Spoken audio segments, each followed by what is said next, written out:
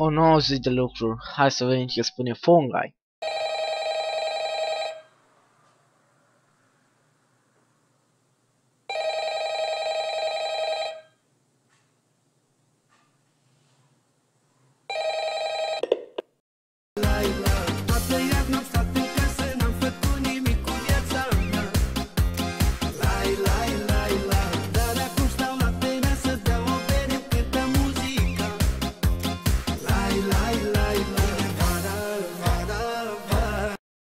Ce mă? N-ai făcut nimic cu viața ta? Mă pomenesc că și animatronicii nu mai au chef să mă atace.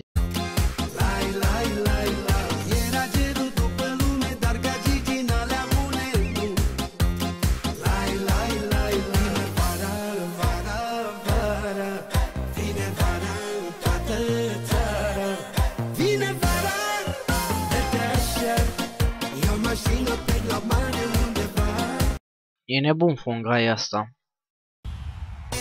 Vin, băieții după tine. N-ai unde să fugi, că peste tot suntem noi. Vin, dispar din țară când mai poți. Și o să facem mare război, mă. He, auzi, da. No bine că am glumit, scuză-mă. Chiar că stai așa, mi-e frică de ventilator.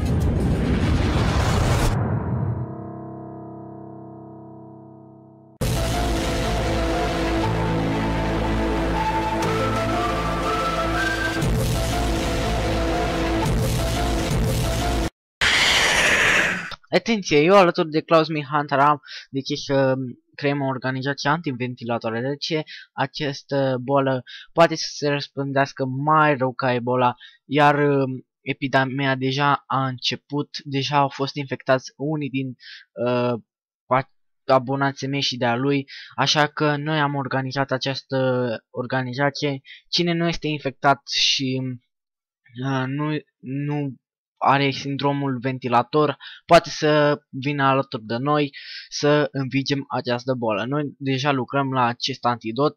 Klaus a găsit una dintre plantele medicinale și sper să ne ajutați și voi. Chiar că stai așa, mi-e frică de ventilator.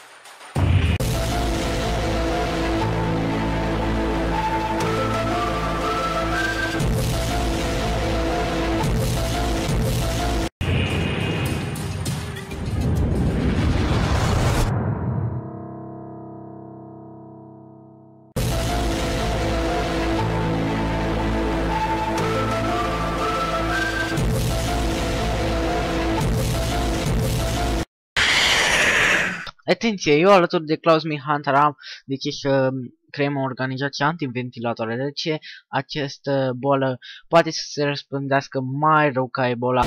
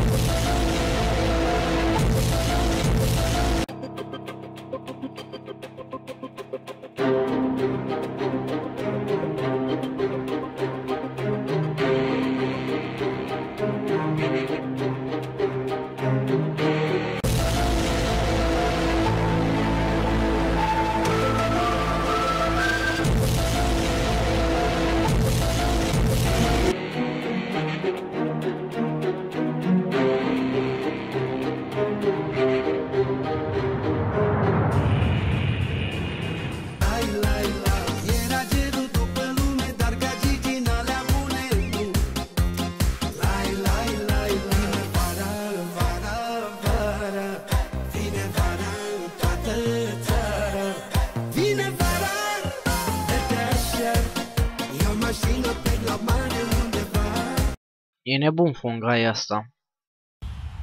Vin, vin, băieții după tine. N-ai unde să fugi, că peste tot suntem noi.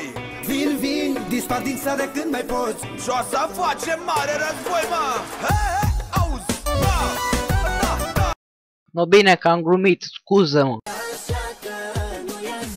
O nouă zi de lucru. Hai să vedem ce spune fungai.